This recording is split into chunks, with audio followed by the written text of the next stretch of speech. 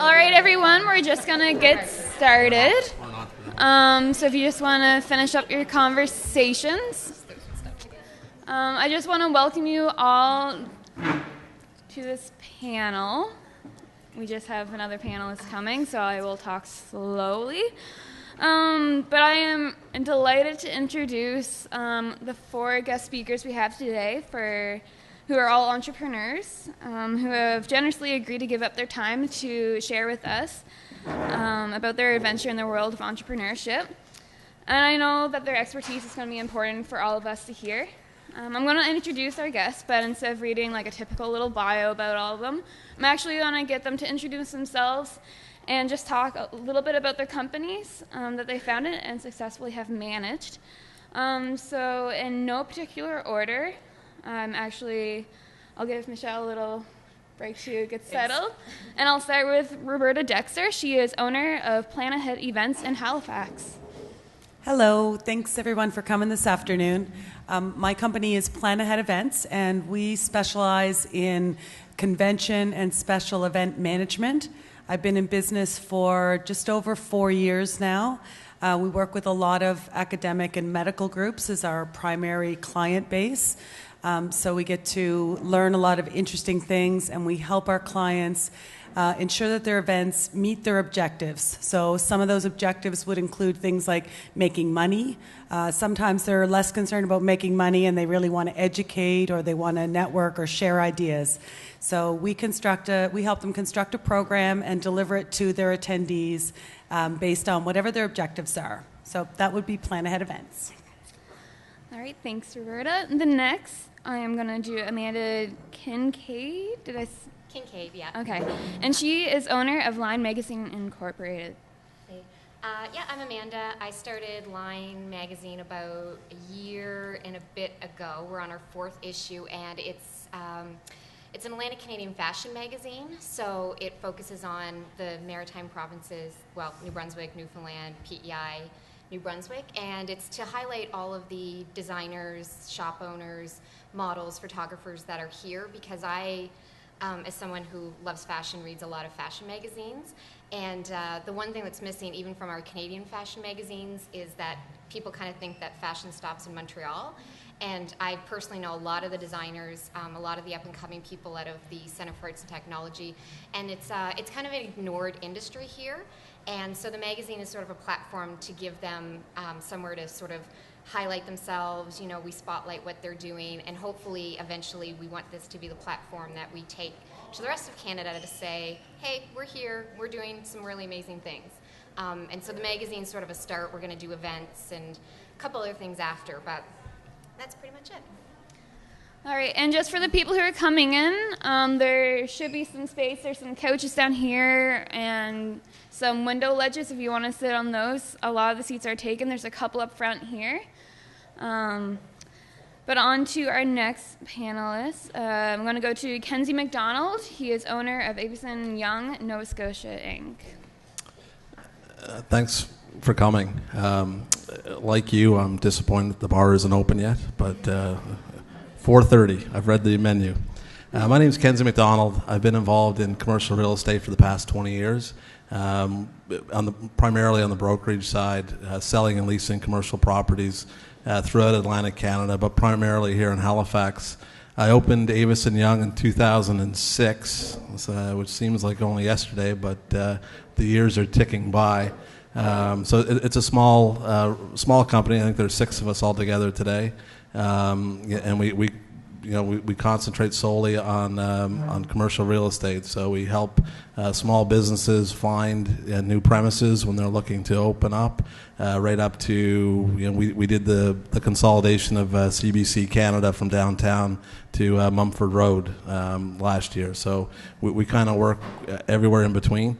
I also recently opened up another company called Keystone Business Inc., which is it's a business center targeted at newish companies that are looking to get their own office in a cool space and have some shared services at an affordable rate and all the synergies that come with that. So I started that. I guess that opened up God, when did it open up? A long time after it was supposed to. I know that, but I guess it was last January officially. So that's what I do. Awesome, thank you. And last but not least, I have Michelle Strum, and she's owner of Halifax Backpackers. Hi, I own the Halifax Backpackers and Alteregos Cafe and Catering.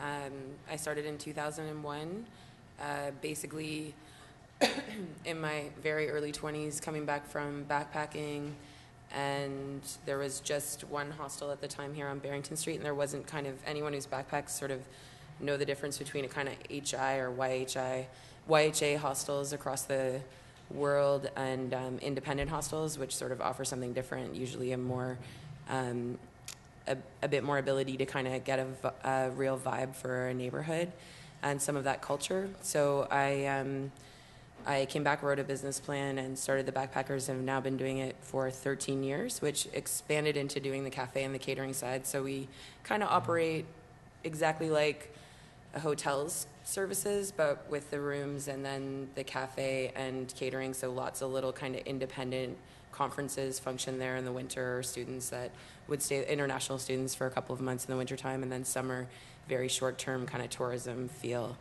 So that's my business. Awesome, thank you very much. So now we're going to get into the questions.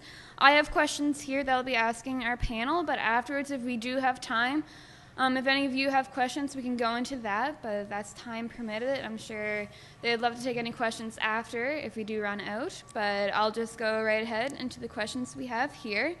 And just to our panelists, it's just whoever wants to answer first. We'll do that for all the questions that way.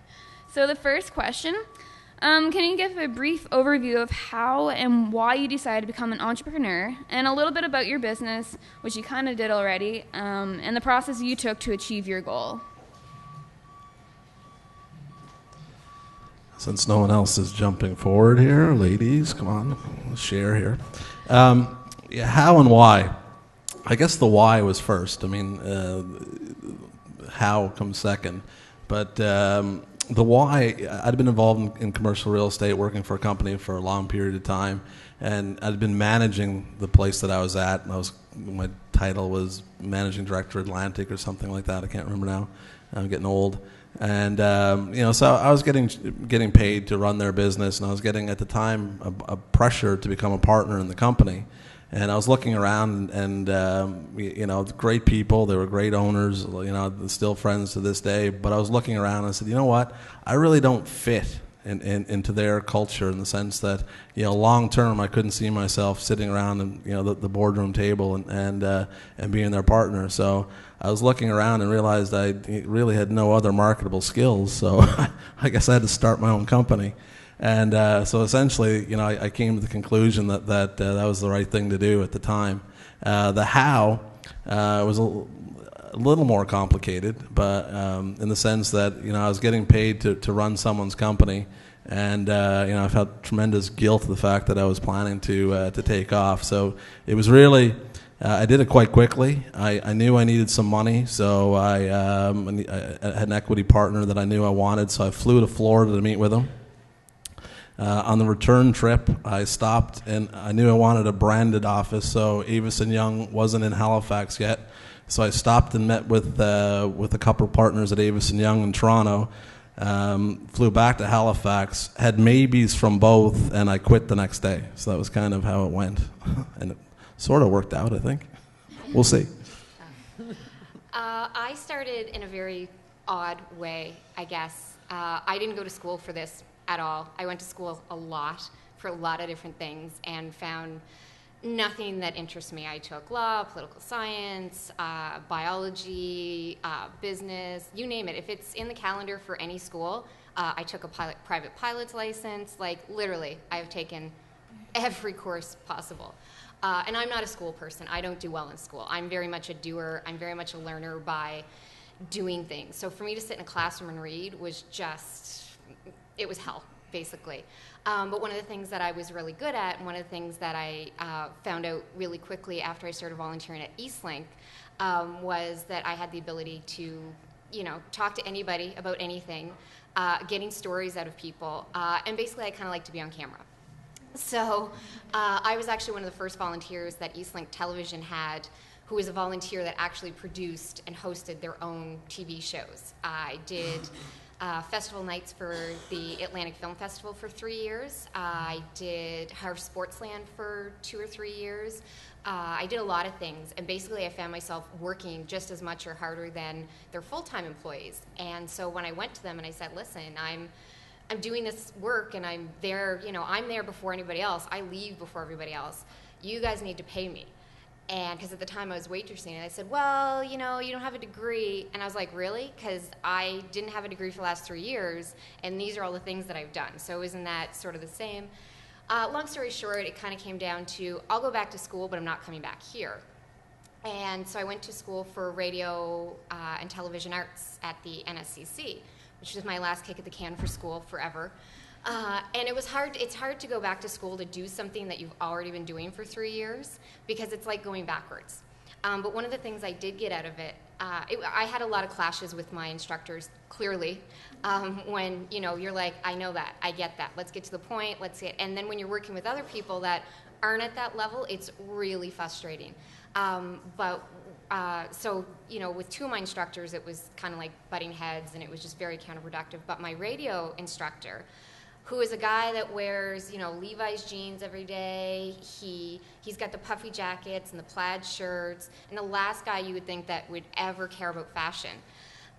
He actually encouraged me. We all had to make a radio show, and so I said, I'm going to do mine about fashion. He goes, no, you're not. And I said, yeah, I am. He said, well, you can't do that. He said, that's, a visual medium. I was like, wait for it. So I did it. And then after that, he was so into it. He was so impressed. Like, we'd come into class, and there'd be like a Manolo Blahnik up on it, and he'd be like, oh, this Gucky thing. I was like, Gucci? And things like that. And he was so impressed that, I had the passion enough to create this. And so we packaged it. I was going to sell it to radio stations. Once I got out of school, I started meeting a lot of the designers, a lot of the shop owners from here, and I realized that a radio show wasn't big enough to encompass all the great things in fashion that we have here.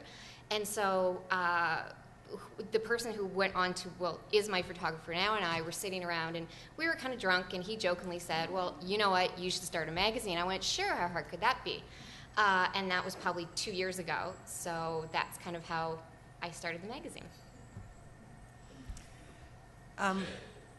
I worked in the business world for all of my adult life. I worked for somebody else, and I always knew there was some part of me that wanted to run my own business. But it's scary. You get a paycheck every 2 weeks when you go to work for somebody else, whether you show up or not. And so it took me a long time to really come to the conclusion that I needed to do it because I wanted the benefits that come with being an entrepreneur. So what I did was I kind of reached a compromise with myself, and I bought a franchise. So it's, in some ways, owning a franchise is having the best of both worlds, because I have the benefits of being an independent business owner. I make my own decisions. I come and go, set my time, all of those things. But I also have an infrastructure of support, which is one of those benefits you get in the workforce that you don't always get as readily when you are an independent business owner. So to start my business, first I had to find a franchise that I was interested in. And I'd always worked in corporate admin type roles where I'd done a little bit of event planning, and I started doing more and more as my jobs progressed over the years. So when I saw Plan Ahead Events, it is the only franchise of its kind in the world that we're aware of where you can buy in to be part of a network. There are about 110 locations in 23 countries around the world now.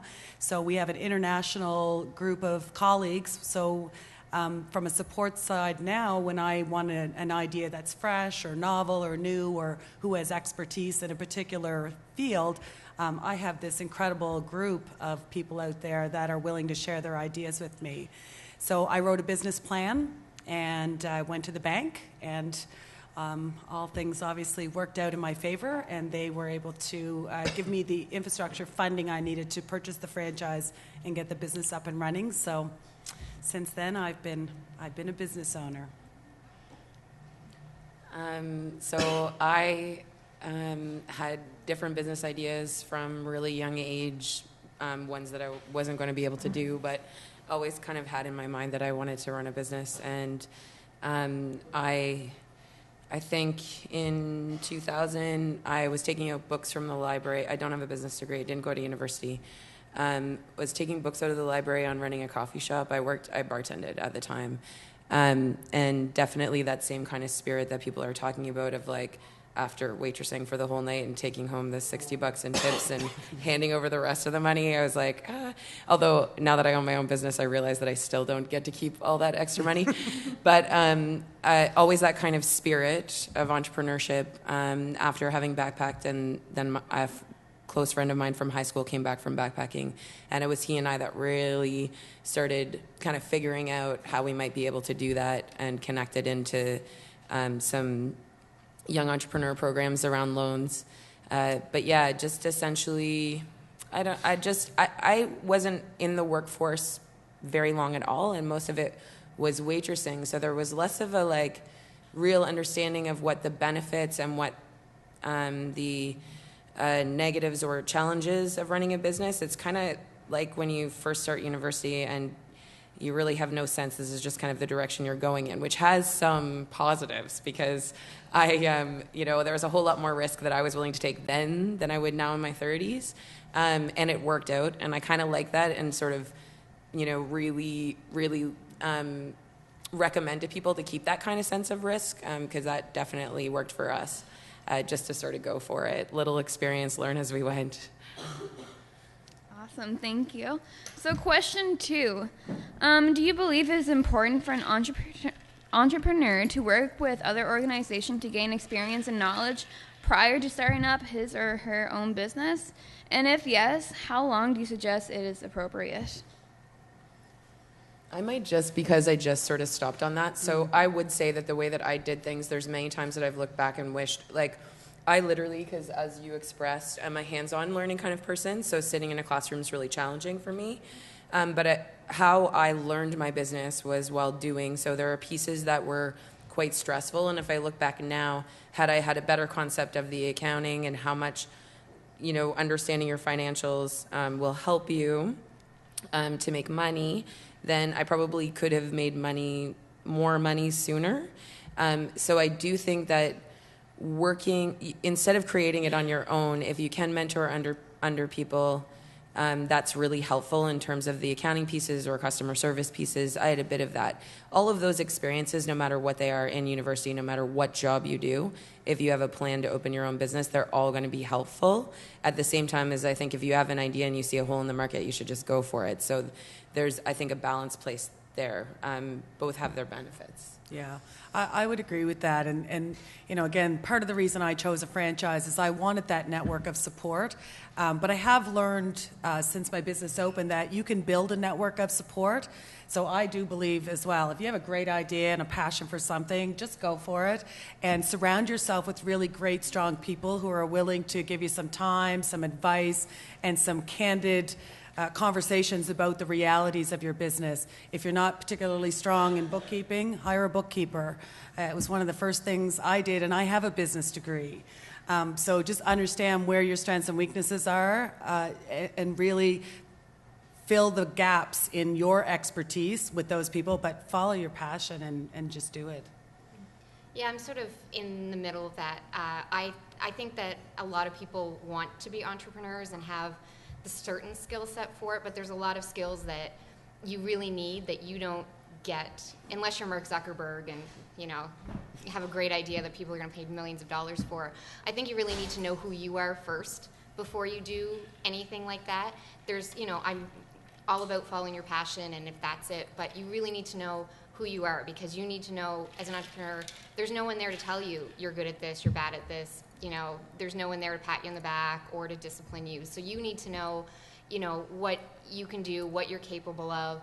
And I think from that, you would learn whether you would be good as an entrepreneur. Because if, you're never going to sit down and learn finances, which is something that took me a really long time to do, or if you're not flexible, then maybe you really, maybe being in the workforce either a little bit longer to gain some of those skills or to figure out more about, how you do work with others is a good thing. At the same time, there's a lot of things you can learn, once you get into it, because I learn every day, literally every day. Even if you go to school, you're still going to learn something new every day as an entrepreneur because, again, there's no one there to tell you, there's no one there to give you those steps. So you need to work, even if it's not in the industry that you're in, you really need to work at something to gain some sort of skills, even if it's just talking to people. That's a huge thing for entrepreneurs. Learning is a huge thing for entrepreneurs, and if you can't learn it, before you start it, I think it's harder for you to do it after. So I do think that, again, if it's not in your field, as long as it's working for someone or something, maybe it's volunteering and not working, but you really need to figure, there's a lot of life lessons that you learn with other people around. So I think you need to learn those first. Yes. No, I think in reality, I look back at my career, and I had 3 jobs after university prior to starting Avison Young, and they're all in the commercial real estate field. And all had very different managers and owners, and really the type of people that work there. So I look back and I can say, with 100% certainty that I learned stuff at each and every one of those places. Sometimes I learned what that should be done, and sometimes I learned what shouldn't be done. But I certainly couldn't have jumped into this, I don't think, without have had that experience. It probably depends on the complexity of the business that you're in or how big you want your business to be. You probably don't have to work at a lemonade stand for too long before you can figure out how to run your own lemonade stand. But yes, I think there's certainly value to working for other people and sponging the knowledge from them so that you can apply it to what you plan to do yourself. All right, thank you. So question 3, as students, we have heard that it's very difficult to raise the necessary capital to start a business.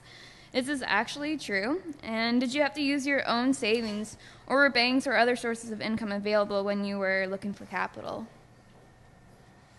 I started with nothing, which is a big don't to be an entrepreneur. It's so hard to find funding sometimes, especially when you're doing something that there's no precedent for. A magazine isn't a new thing. A fashion magazine is, and magazines in general are they're kind of like restaurants. They sound like a really great idea, but you really need a niche. You really need to know what you're doing. And so I worked for a lot of it, and I didn't have anything saved up beforehand. And so I had to work a lot longer than I would have wanted to, and it took away from the business. So I'm at a point right now, I could be a lot farther ahead had I, just waited and either got the funding first, created, sort of a nest egg. I think that would be my biggest thing to say, is that you have to have your financial ducks in a row, and I know everybody kind of hammers on that, and I was always, yeah, okay, it'll happen, no worries, it only costs this much. But then, it's kind of like learning every day. You also find new things that cost money every day. And that can hinder your business so bad. I was at a point not that long ago where I thought, you know what, money's drying up, it's not coming in, but I don't have the time because I have to work. And that's probably that would have been the hardest thing to do, is to see your dream kind of fade away because you jumped too soon without a safety net. So capital is a big thing, huge. I can't stress it enough. Even if you have $5,000 to start with, it's something.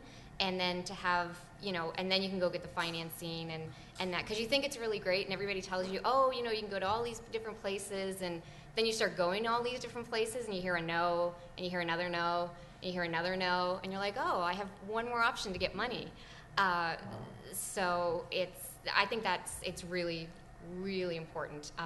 Unless you have the backing of, a franchise where, things are set up. If you're really doing it on your own, again, money's not my thing, and you don't think of it as a big thing. It is the lifeblood of your business. And it's so funny, when people were preaching that to me, I was like, yeah, I got it. And now I'm preaching it to other people because I realize how important it actually is. Yeah, sure.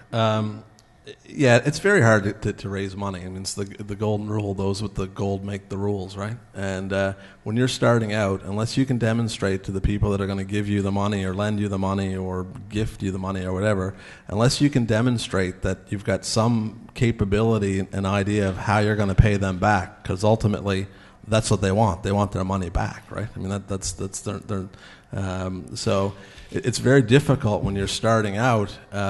You've got an idea and you've got passion and maybe you've got a bit of a track record, but a lot of people don't want to take a risk on you. So it is difficult to raise money. Back to what Amanda said, you're always going to spend more money than you plan. So as much as you think you're going to get by and you have a budget, you're going to say, oh yeah, I'll be good. It always takes a lot longer to unfold business and to grow your business. Usually anyway, a lot longer than you plan on. So get whatever the capital you think you need, get twice that, because that's probably more realistic in the long term. I started, like I said, I had savings, and I have a partner, that's strictly for equity purposes. He's got no say in the business. He's got no, he has ownership, obviously, but I, rarely see him other than to have a drink with him. So it's that works well for me. But that was, but the only reason I could do that is because I had 14 or 15 years of proven experience in the market. That and I'd shown that I could run other people's companies. So it wasn't like he was taking a big leap of faith. Like he said, well, I can do this and I'll probably get my money back at some point in time. So yes, it's hard. Money's always hard, but I definitely think risk equals reward. Some of these pieces that I think are really important to think about, which is working for other people or having some savings, but the number one thing that I like to talk about, what I normally talk about, is the culture of taking risk. And so I sometimes get a little nervous that will make people go, well, I couldn't do it yet, or I need to wait, or the following thing. So if you have a good idea, it is possible to finance it. And I do really like to sort of stress that. I come from the opposite of the equity financing that is your experience, but I'm more of a debt financing situation, which is far harder to get out of, but means that I have full personal ownership, so I didn't need to buy someone out. But there's definitely lots of benefits to the equity side in terms of the how your business is going to survive, or the likelihood that it's going to survive. I've had lots of fortunate things happen throughout the process, but I do believe sometimes if you go for it and have the right people around you, you can make those things happen. So we had no money, maybe like a $1,500 credit card. We purchased a computer, started a website for the backpackers, went to the Canadian Youth Business Foundation and the Centre for Entrepreneurship at the time, and they still exist, same as Centre for Women in Business, with money that you can get. BDC is kind of next level from where I was at and where you're often at when you first start. The bank was far off years from them actually deciding that we would be a financeable business. So those two pots of money, seed and CYBF, which are still around the same amount, $30,000 that you can get, and I think young entrepreneurs up to 39 or 40 now. Those monies are very flexible around your not needing to have these savings or huge, incredible credit score or the following things. They're much more based on passion, and they kind of work with you. So as important as money is, I don't think not having the money should ever stop you. I had no money and really low access to capital, and I, as your experience, bartended and would come home at 2:00 in the morning, and then my tips in the morning would pay for drywall as we renovated the building. We were then there 3 years, and as I said, we had a lot of things really align that, aside from fortunate and good luck. We were looking to purchase the building. First 3 years, no one would loan us the money to purchase the building. The woman who owned it held the rent for us until we could purchase it, kept the price of the building, and finally we got into the BDC. But all of that was done with this business. I personally wouldn't have been able to finance that commercial business with my bartending job, but the business was able to get there. So the getting out of that debt was longer. So the strategy And the kind of every winter I'm not sure how we're going to do this, and working extra jobs happened longer.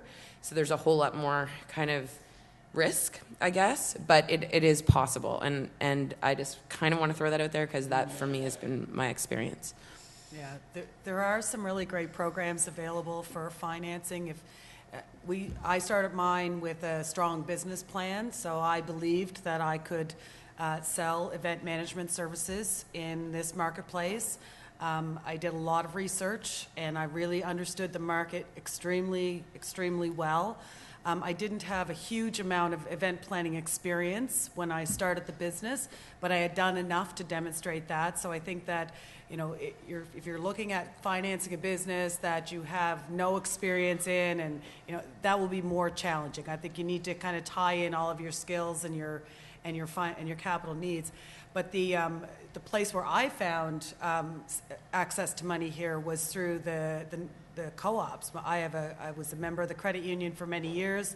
The Nova Scotia Loan Guarantee Program is specifically designed for small business owners to have access to capital where the credit union is not at a significant risk. So if you are looking for money, they have great resource departments there that will work with you and look at your business plan and help you tweak it so that it meets the needs and criteria for the Small Business Loan Guarantee Program, which the province then helps fund.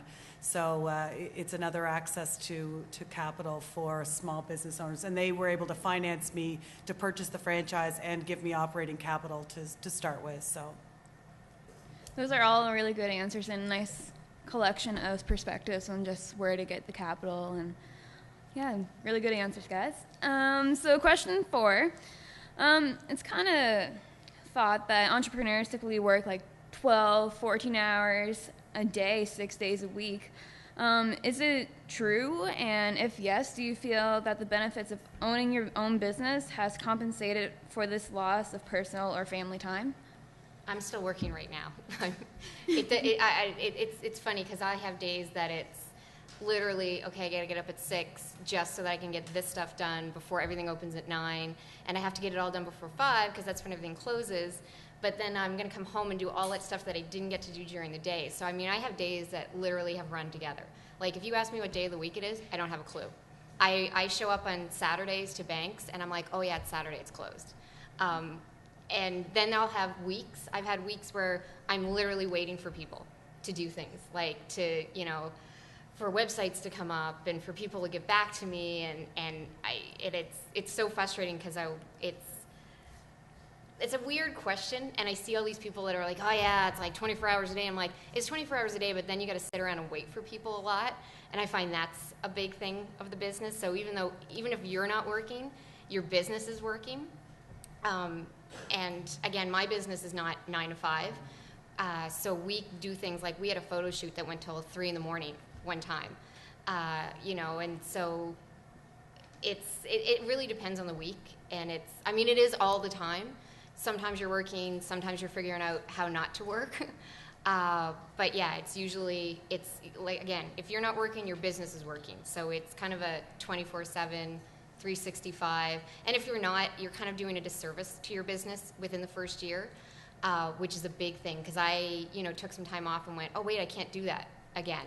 Because here's all the things that I didn't do in that time that I did nothing. And even a day is detrimental to your business sometimes.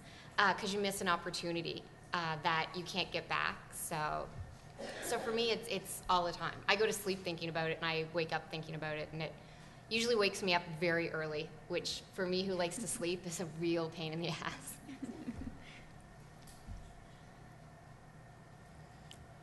I'm 13 years in, which does make a difference. In the first few years of my business, for sure, it was all the time. I've been thinking about this a lot as I'm transitioning myself out, so I'm not selling the business, but I've been spending the last 2 years becoming less and less important to my business, which I think is really, it really depends. If you are passionate about the following business and that's the only reason that you're doing business, then you can work in your shop every day for the rest of your life and be happy. Myself, I really like entrepreneurship. I like the challenge of it. I have bought a few properties since. I'm interested in expanding into development, so I need my coffee shop to run without me, but the same way that it does. with me and all the other pieces of the business.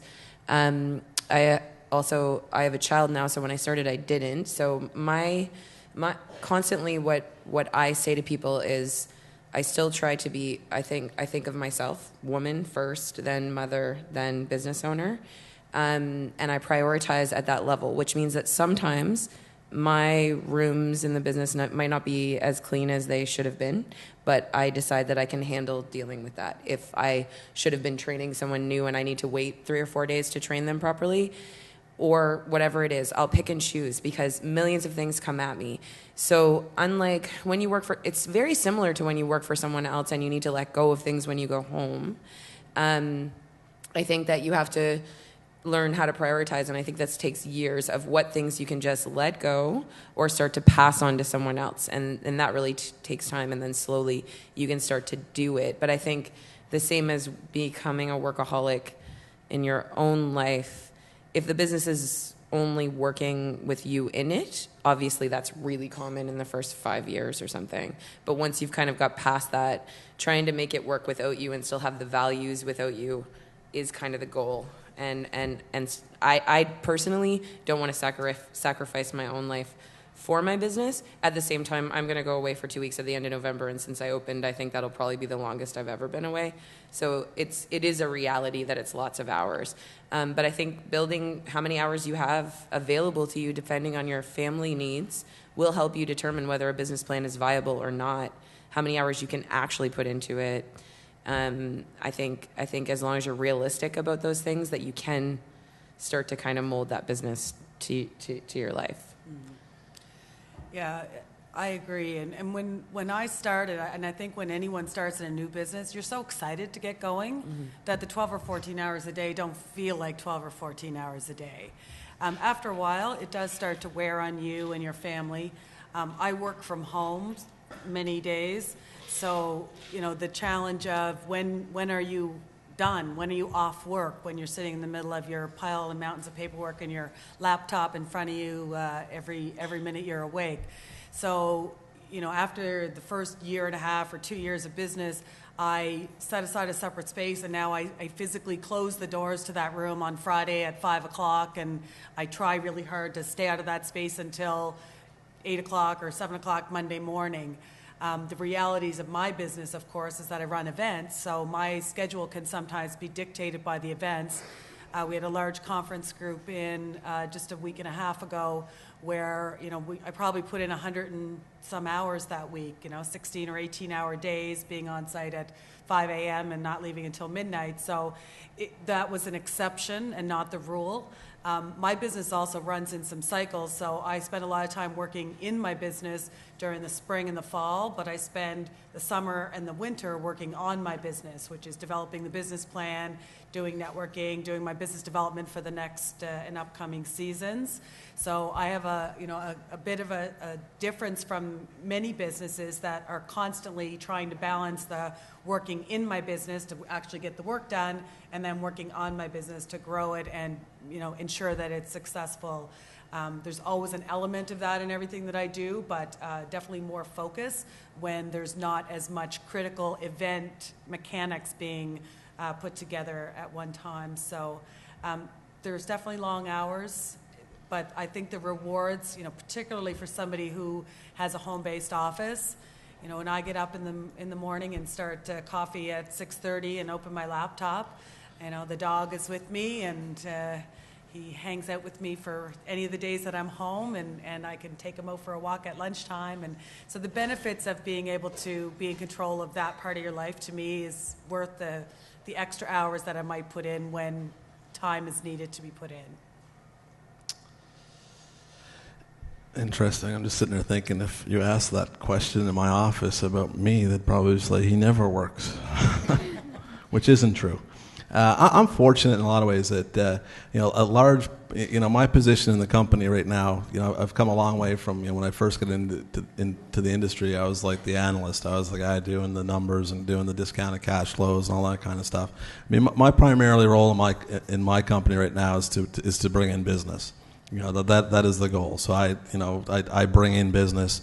Longevity has its advantages in the sense that after 20 years, there's rarely a day that my phone doesn't ring. People calling me for me to do business with them. So that's a very fortunate position to be in. I think the only way that's happened is 20 years of going out and doing things where people learn to know, like, and trust you. Because obviously that they're only going to do business with you if you possess those qualities. So with that said, I do a lot of things. So I might not be in the office all the time. I gave up golf for kids, I guess. But I'm out. I'm on several boards. I raise money for the Juvenile Diabetes Research Foundation. I'm on the management committee of the Nova Scotia Liberal Party. I coach competitive basketball. I do all kinds of things. I teach here. In second semester, I do a real estate investment course. Here, I teach across the province for the Nova Scotia Association of Realtors, a commercial real estate course. So I'd say that, I'm always busy. It's not always at work, but the things that I'm doing are probably beneficial to the company long term. The one thing that I'd say that when you own your company, at least for me, I find the hardest is I never get away, right? Like I never, these smartphones, as fantastic as they are in the sense that, you don't have to be in the office. Everybody knows you're accessible. So whether you're on vacation or whether, they're sending you emails and they're expecting responses, and I think as the owner of the company, you really kind of have a hard time to not deal with stuff. So I'd say there's probably, with the exception of maybe Christmas, because everybody's off that day, there's probably never been a day in the last year that I've not done something, in relation to the company because of the smartphones, I think that's the, trying to temper people's expectations that you're going to be back to them in 15 seconds. I think is if you can do that, because it's really become an instant gratification world where people, like even if you're in a meeting, they expect you to get a note from them saying that you're in a meeting. It's become ridiculous in a lot of ways, in my opinion. But that's my thoughts. Great, thank you. So question 5, do you export outside of Canada, and do you believe it is necessary for your business to be involved in international trade? I don't know. No. No.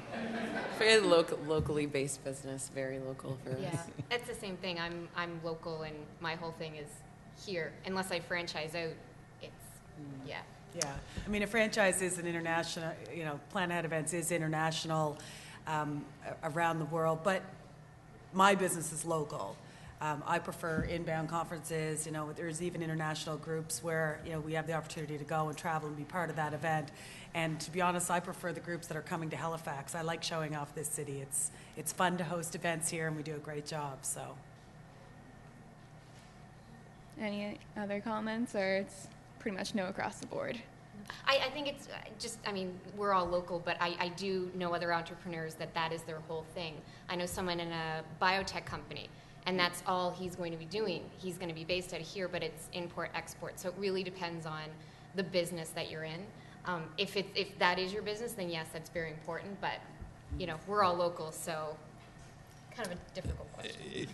I guess they're talking about accessing bigger markets. So, whether that's, the United States, China, some other place. For us, we've recently expanded.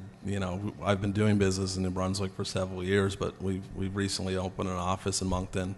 We'll be planning to staff an office up there and doing things up there. So, I think this is really, it's about, accessing other markets and making more money and expanding your knowledge base. So, I think, if you can do that, whether it's locally, interprovincially, or in other countries, I think it's a smart thing to look at always. Yeah, I'd expand. If I had the chance, if for some reason the magazine worked and I could go to London and, focus on London fashion only, or Toronto, I would jump at it.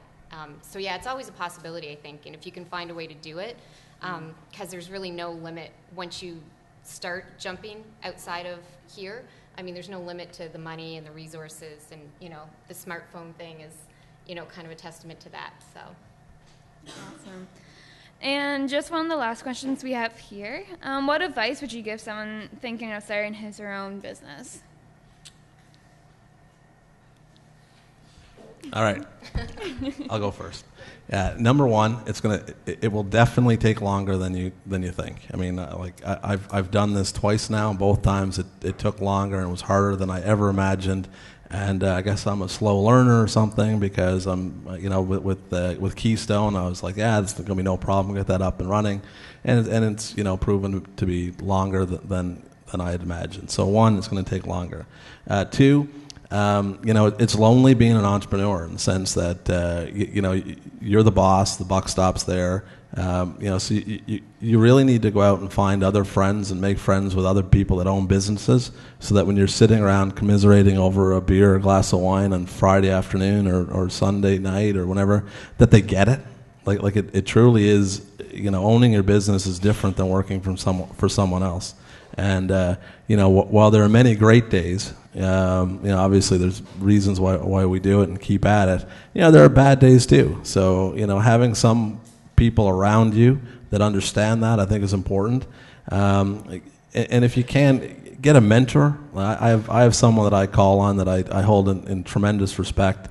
I've known him for a long time, and because every once in a while something will come along and I'm like, God, I just don't know what I should do here, or I know what I should do, but I'd like to get a second opinion. And so I've got that person that I get to go to, and I find it very valuable for me to have that. And you decide to do this. Like I said, there'll be bad days, but get up anyway. Get up, go to work, get at it, because you know what, they disappear, and nothing's ever as bad as it seems, and the sun comes out tomorrow. So I agree fully with the mentor piece. I started with a business partner. I bought him out in 2008, but I really miss that. We're still good friends. It was just that our directions sort of changed in terms of what we wanted to do. Partners are challenging, but it is that kind of lonely piece, surrounding yourself with other people that have the same experiences. And I almost always keep a kind of range of mentors depending on what I'm working on, whether it's like I need new HR strategies or new financing strategies. I constantly ask questions and bring the right people to the table, because you really, really need that. And it can be so, you can be so kind of alone, and you're making decisions sometimes. You really have no idea whether that's a correct one or not. So bouncing those kinds of things off people are really important. But I think go for it. Don't wait. If you feel like entrepreneurship is a direction you're going in, start writing a business plan for something, the same as in buying property. Even if that business idea changes and morphs into something completely different, at least you've started going through the process of building a business plan, starting to look at what resources are available, visit the Center for Women in Business, visit CYBF, start just talking, because I think as you start to put this stuff out there, it starts to snowball into something. And, it's just worth working on right now, even if you don't fully know what the idea is. It's much more likely to come to fruition 5 or 10 years from now if you start walking in that direction. I would suggest it's important to know that running a business is really hard. It's not undoable. Obviously, lots of us have done it, lots of people will do it. But I think that sometimes we don't always understand that it's hard, but it's okay, because we can surround ourselves with really great mentors. We can find support networks. We can join business networking groups, find people that can really support you in your business. I think the other thing to know is that once you have gone down the road of becoming an entrepreneur, there's no going back. I think that it's almost like you're ruined. You can't really ever go back to working for somebody else ever again. So jump in with both feet and be really passionate about it. Look after the finances. Make sure that you have, some money in place to protect yourself. Be passionate about your business, and people will be passionate back. Yeah, but know that it's going to be hard, but that's okay, because it's not any harder for you than it was for everybody else who's ever done it. It just may feel like that at the time. I hate this question, only because I don't feel that there's a right answer for it, because, there's only 4 of us up here, and we have 4 different answers because we have 4 different circumstances. So I think a lot of what's going to happen in your business is circumstantial, and there's no way to know what that is. For me, the financing was the thing that was really hard. You know, for somebody else, maybe that's really easy. So I think the biggest thing that you have to realize is that you're never 100% going to have a foolproof plan for anything. So you really need to be prepared, and not even in terms of, okay, I need money in case I run out, but just mentally you need to know that you're going to screw something up. Something is going to fall out. But at the same time, a lot of things are going to come that you didn't even expect. I got a letter in the mail today on my way here from my MLA, who, again, where would you read a fashion magazine? And he found the magazine, and he wrote me a letter. And he just said how proud he was, and he said, let me know whatever, you need. So, things like that happen, and they're going to catch you off guard. And maybe that, maybe I go home and phone him, and he wants to invest money. Maybe he wants to put the magazine somewhere. So, although I hate that question because it's very circumstantial, I think that's the only answer I would have, is to never, always know that you're never going to know what's going to happen, and be prepared for that. And I just want to throw in the other side of that, exactly what you're saying, I think, is having a positive attitude and flexibility will serve you the best in doing your own thing, no matter what it is, because that's the thing. The challenges that come up are nonstop, and you have there's no predictability. And so those two are key points. If I looked at people that are still in business, that started around the same time that I did, is the ability to change direction on a dime because something's not working, and to constantly, my staff make fun of me because during winter months when the tourism season's low, I literally positively will money into the bank account. Someone will call and want some large catering job. But really those things work. Consistently being positive, believing in what you're doing, staying passionate, not allowing that sort of stress of not having a weekly paycheck come in. And so, yeah, because it is different no matter what the business is or what your personal experiences are. All right.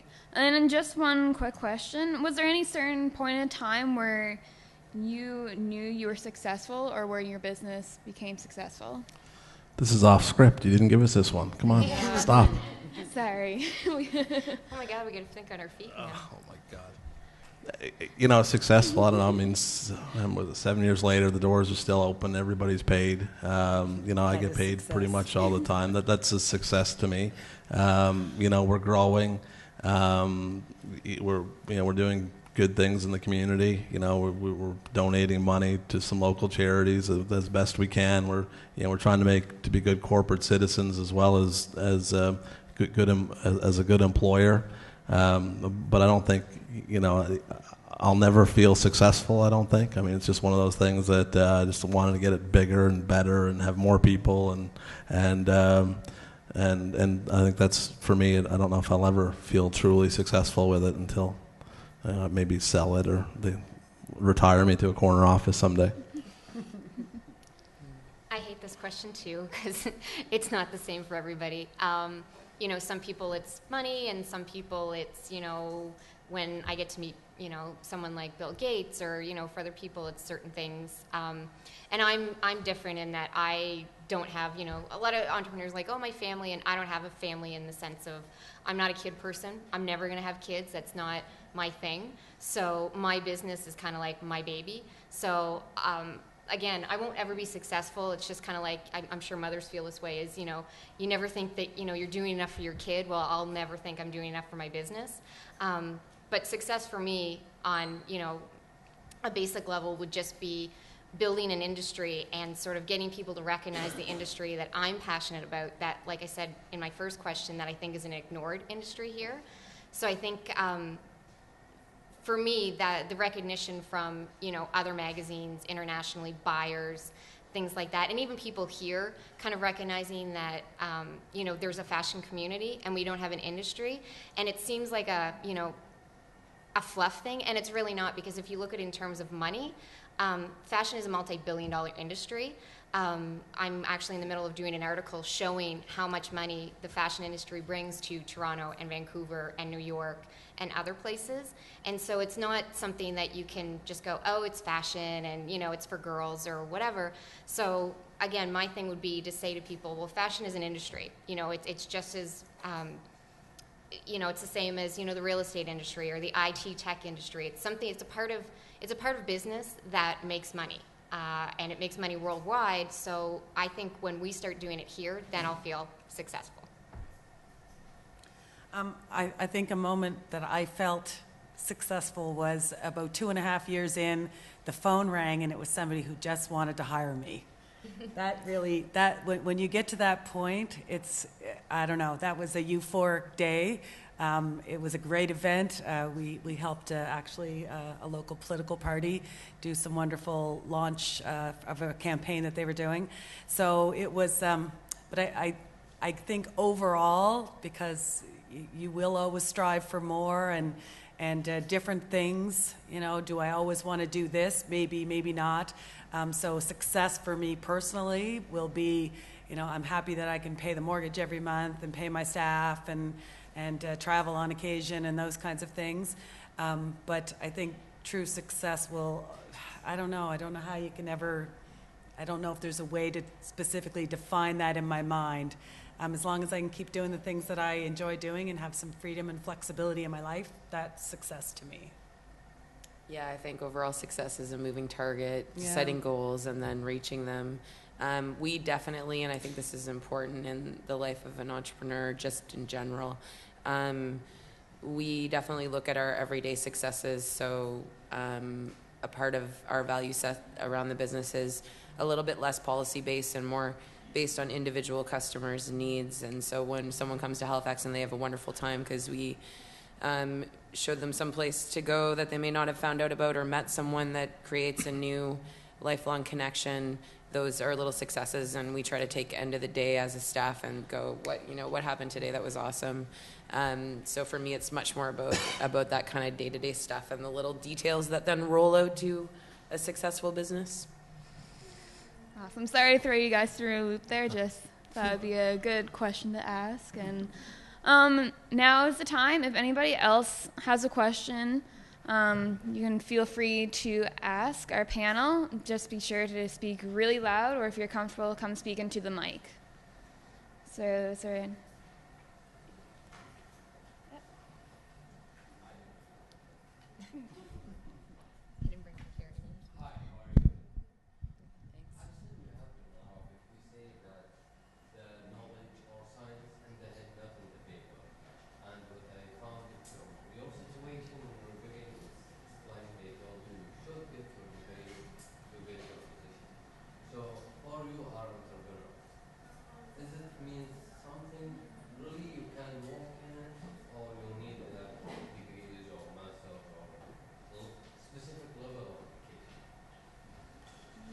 I don't have any education in what I'm doing. Unless you call reading Vogue for 20 years education, but it really depends on the person. Malcolm Gladwell, 10,000 hours, see? You know? It counts. A little bit, yeah. I can't put it on a resume, but it really depends on the person. It really depends on who you are. Because I know a lot of people, and I've seen this, they'll come to me and they'll say, oh, I've got a PR degree, I've got this degree, I've got that degree, you know, I've been doing social marketing, media, or whatever, and I really want to work for your company. And now I've actually put them all on internships, because what happens is, oh, they think, you know, oh, I've done it in school, so I can do it here. And 9 times out of 10, it doesn't translate. There are those people that it will translate for eventually. So, you know, for me, it wasn't. I function very different. I did go to school and I learned some things, nothing that helped me with my business. But if you're not one of those people that can learn on your own, then yes, you need to go to university and learn, you know, even if it's not in your field, if it's something close to what you think you want, I think it's important. So I think you need to know who you are and how you work. Again, school for me was hell. I just hated every minute of it, and I hate even more that I'm so in debt because of it. Had I started this without going to school, I wouldn't have these debt problems that I have and that sort of thing. So it really depends. And I know people that have come out of university and they just hit the ground running, and they couldn't have done that, and they use that knowledge that they have there, that they learned in school, and I use the knowledge that I've learned in life. So it's kind of a... Yeah. I think in my industry, there's very little specific education available in Atlantic Canada for commercial real estate. So I certainly wouldn't look for that. What I do like about it, and again, I was the world's worst student. I went to St. Mary's. I managed to get through almost on time, I think. But what I do like about any degree, and I don't care whether it's in philosophy or finance, is that you've learned critical thinking skills. You've got the ability to put sentences together. You've got the ability to problem solve for the most part. But over and above that, someone at a university really knows nothing about my business. So I see it as a stepping stone, and then I'd have to teach them everything anyway. So that's kind of my thoughts on how it for my business. I think I could have used a business degree. It would have been helpful. It was probably 5 years in before I really got a sense of how my balance sheet made sense. So I learned all of those courses in essence through the business. So now I'm sure I could go back and do a business degree and do really well, which I wouldn't do now. But if I went in, I've gone through phases where I've really studied and looked at the HR piece.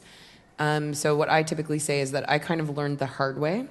But at the same time, I think what I retained learning that way was probably more than had I taken a degree, because when you're looking at numbers that actually correlate to the sales in your business and what you're selling to people and what the costs are, it's much easier to understand that than to look at it on a piece of paper for someone else's company. So, yeah, I just don't want to disregard. I mean, typically, what I think and what I say to people in their early 20s is like, whatever you do, whether it is work for someone else or go to university, as long as you put the energy into those things and do them well, you're going to retain something from that. Even if you're just learning how to meet a deadline, that's something I'm extremely bad at because I've never worked for anyone else. I never went to university. So, and I know there are lots of people who've gone to school and are still leave things to the last minute, but just that process of how to learn, how to write an email properly, these kinds of things that I do think are beneficial. So that's my perspective on it, having not. Yeah, I graduated from Mount St. Vincent actually in 2009. I went part-time for a long time. And so I had the fortunate situation where I worked full-time for somebody. I went to university part-time. So I was able to apply a lot of the things that I learned to my workplace. They've served me very well. Having a business degree allows me the opportunity to look at, my business critically from a number of different perspectives. I did things like real estate investment courses. I did finance and accounting and learned about marketing and all of those things. So I think they're tools in your toolbox. Do you need to have a university degree to open a business? I think that there's evidence here and everywhere you look in the world that that's not necessarily the case. Did Bill Gates actually finish university? I don't think so. So I don't think that you need one, but it's just a great bunch of tools to have in your toolbox. So when you do open a business, you can you don't have to learn the hard way. You don't have to struggle with things that you don't understand, particularly. But I do agree that I used to make fun of my sister who took a degree in political science, and I didn't understand the value of it. And I actually had a finance professor here tell us that there's many benefits that come from critical thinking and being an interesting person by learning other things that will help you in business and in life in general. So I do think that having a degree is valued. Thanks for the question. Is there anybody else who has a question for our panel? All right, we have a question over here. Just a quick question. What was one of the things that scared you the most about opening your own business, and what did you do and how did you do it to overcome that fear to get you to where you are today? I'm fearful on a daily basis. I'm a change person. So we just spent a lot of money renovating the business. And I thought it was actually really interesting for my staff who are a little less entrepreneurial by nature than I am. And I'm always talking about being unconventional. Just because this works doesn't mean that we kind of sit in this. What else do we want to do? What are our goals? So we actually, over summer, renovated the cafe, we had a liquor license that we were running restaurant with, but we had a lot of people in the neighborhood that really wanted that size venue to do DJing or shows, and so we applied for a lounge license, and we started doing open really late on Thursday, Friday, Saturday, and it was a big change for us. And for me, that one, and there are a million along the path where it's like, okay, you know, I think I just recently posted on my Facebook, why is it that like a good idea feels so close to a totally insane idea? Because I think that's the thing. And so again, on the risk piece, I mean, I don't think you go into these things blindly on any level and just jump off without thinking about it. We typically don't take risk if there's no money in the bank. Getting out of debt is really hard, far harder than you ever think. You know, getting out of $20,000 debt is a whole lot of sales and profit, and add on the interest. So we never just decide we're going to do this. We work, probably it was an 8-month business plan to do that renovation. But every time it's kind of like, what direction is this taking us in? Are we comfortable with this direction? What's going to impact on the other side? So lots of thought and energy goes into all of those decisions. I think it's always hard, and you need people around you, because it's easy to just kind of, it's the same as that decision to open one. It's easy to just kind of sit there, but that is what makes exciting things happen in the business world. Yeah, I think that I didn't really feel scared until people started telling me that I was brave. And then it's like, really? Why do I not feel brave? And the more they told me I was brave, the more scared I got about, the paycheck in the bank. I worked for 20-some years for other people. And but I think that the way that I got over it was by just making a personal decision. You know, I had gotten to a point in my life where, you know, I didn't have small children to worry about. It was really just about me. And when I think sometimes there's a lot of pressure on people from the people that surround them, because you've made commitments to yourself, to them, to a group of people. So I think you have to try and find a way to step away from that and really look at the business as a viable option to the other things, the other options that are available to you, which, you know, are definitely going out and having a job, taking a deep breath, getting the financing in place. I think when the bank told me they were going to lend me the money, I had a heart attack, because I thought for sure it was going to be somebody else's fault why my business didn't open, because I couldn't get the money.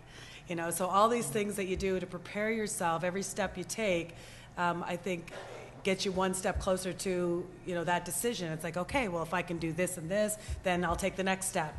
So if you can construct a series of steps where, you know, it's not just all, I'm employed one day, I'm unemployed the next day, and I have this business, but you mentally and financially and physically prepare your business to open, I think that is helpful too. The thing that scared me the most, and it's funny because my whole thing is people reading the magazine, is people not liking the magazine or people criticizing. But then at the end of the day, you need that in any business. You need someone, not in a mean way, but you need, you know, because when it first came out, it was like, oh, this is so great, this is because it was new. And so I actually met with another magazine editor not that long ago. And they were kind of dancing around it, didn't really know me, and I just flat out said, listen, I need someone to criticize this. Tear it apart, like, rip me a new one if you want, because you're never going to know how to build on what you have unless someone tells you it's wrong, or, you know, maybe this is a better way of looking at it, or if, you know, 9 out of 10 people tell you, they don't like this, okay, well, you got to change that. You know, on the flip side, if, you know, everybody just tells you it's great and wonderful and you're just coasting along, you don't feel that need to push harder, you don't feel that need to make it a better product or a better business. And I mean, you keep spinning your wheels. You know, I could change the magazine 12 times, and if no one tells me, you know, gives me feedback, I'm going to keep changing it, and I'm going to keep, you know, doing things that may not be necessary. So, you know, I was really scared of people not liking it. I was really scared of the feedback, but then I just realized that you need that, and that's a really important thing for your business. So it's nice that your friends are all supportive, and that's what they're there for. So you don't want them to be kind of crapping on you because they're your support system. But other people, like your audience especially, like not so much for me, people in the industry, but people like you guys. You know, what do you guys think? Because you're my readers. What do you like? What you don't like? So once I stopped worrying about it being personal. They're not criticizing me as a person. They're criticizing, what I'm doing, but it's a tool that I really need it. Yeah, I think I wake up scared every day. It's a failure, I guess. I mean, just it's as simple as that. I mean, I've got no desire to fail at this or anything else. So, I wake up every day and when things aren't going right, I have to stop myself and look and say, okay, what am I doing wrong? What's the company doing wrong? And change it, because I just want to make sure things, keep advancing and becoming more successful. So I think, failure, I just really don't want to be seen as someone that's failed. So I keep going. Thanks again for the question. And we have time for one more question, if anyone has it. All right, so we have our last question, and then we'll wrap things up. What are the crucial things you have done to grow your business? It's a two-part question. So what plans, if any, do you have for expansions? What was the first part of that question? What are the most crucial things you have done to grow your business? I'm actually in the middle of growing my business, I think, because I'm the youngest one business-wise out of everybody. So I actually am in the middle of redoing my website, redoing my layout, redoing my distribution, and that all came from the criticisms or the constructive criticisms. When I say criticisms, I don't mean people being mean, but just little things that people said, oh, I'd really like it if your website had this. Oh, the layout's really great, but. So I'm actually in the middle of that, and it all came from feedback that I've gotten from people, because again, I've never launched a magazine before. So that's, listening to people was the biggest thing, and listening to people that are your audience is the biggest thing. Because I had a lot of people give feedback that never, don't care about fashion, never read the magazine. So you got to learn to take the advice from people that you're targeting is your big thing. So. For my business, when I started off, I have a very personal, kind of direct client business. So I needed people to be aware of who I am and my company exists, and so I think the best decision I made was I immersed myself in my industry. There's a local association for meeting professionals, and I became part of that association very early on. I think before my business even launched, I was part of that group. I volunteered. I became part of their board of directors, and I started to immerse myself into the language of their events, of events around the city. I started to understand the inventory of what I had to sell for meeting spaces, and I got to know lots of caterers and entertainers and people who would support my events. So because I wanted to know who was the best of the best that would make me look really great when my clients were in front of them. So I think that a lot of the business that I have been successful in getting has been directly related to those relationships that I've developed.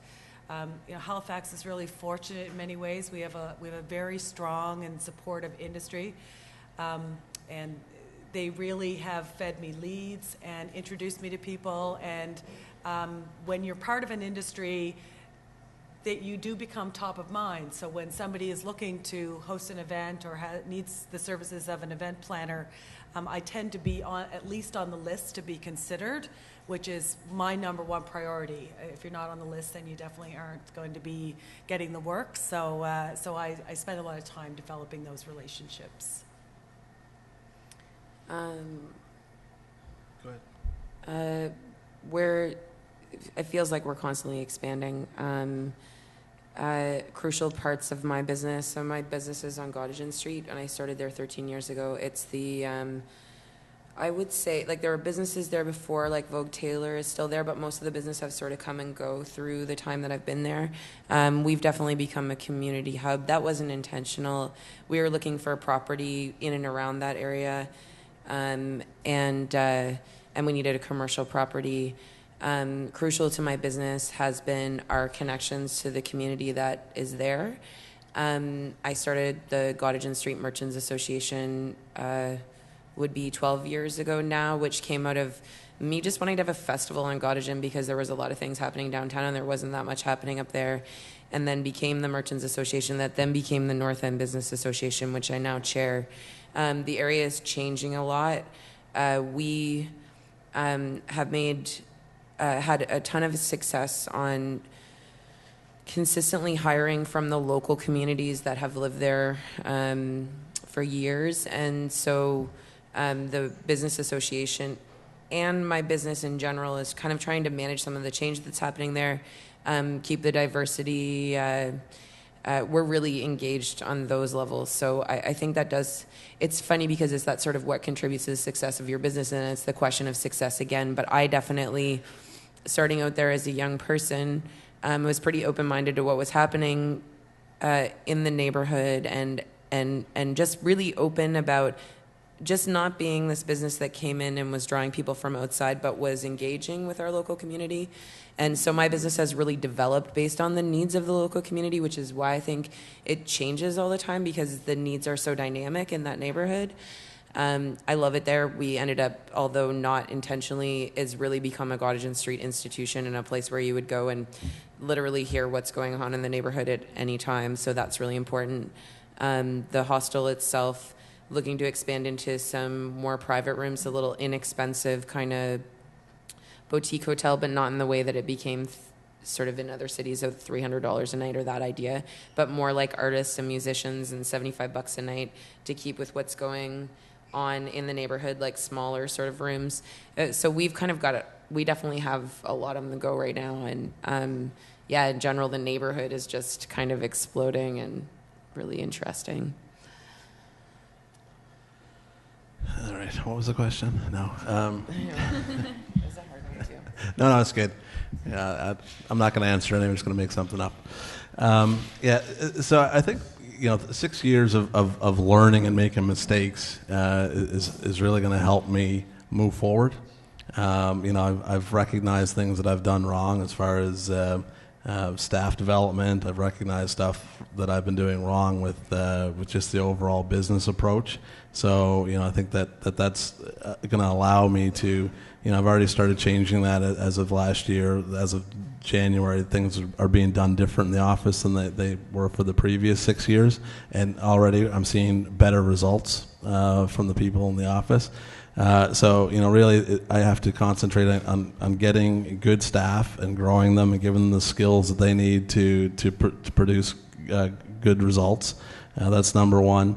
Another expansion, for us, obviously, is in New Brunswick. We do a lot of stuff in that market, so we'll plan to put a bigger presence up there. And it's really an underutilized market in a lot of ways. There's not a lot of competitors there, and then really. Starting Keystone Business Center in some ways was meant as a to grow the business. It was always felt that and it's paid off already, that having other small business. So I operate Avison Young out of Keystone Business Center. So we have probably 6 or 7 other businesses in there now that are operating, and we're getting leads from them. Right, they're coming to work and they're saying, "Listen, I've just been out at a meeting, and XYZ company said they need real estate, so or they need a new office." So that point has always been, it was a conscious synergy on my part. And then I also thought too that once these companies are in there in an incubator type setting, that eventually they'll have to move out and they'll need a commercial real estate broker to find them space. So I figured I'm kind of growing my own little clients. But yeah, so I'll need space soon. Yeah, come on over. So it's really always evolving to grow. I mean, I think that you can't. You just always have to be thinking ahead, because otherwise, I really believe that if you're not growing, you're in decline, right? And that's no good. So. Thanks again for the question, and thanks for everyone coming to this panel discussion. And most importantly, I just want to thank our panel. Each of you for coming down, agreeing to come and share your wisdom with the students here. And we have a little token of appreciation.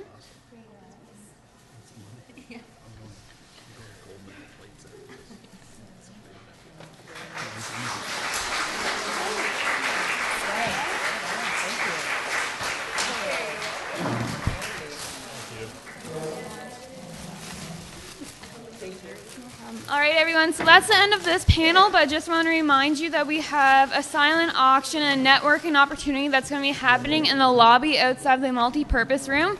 That's going to be starting at 5, so you have a little bit of time now to even start networking, meet some new people, and we'll see you up in the lobby at 5. And thanks for coming, everyone.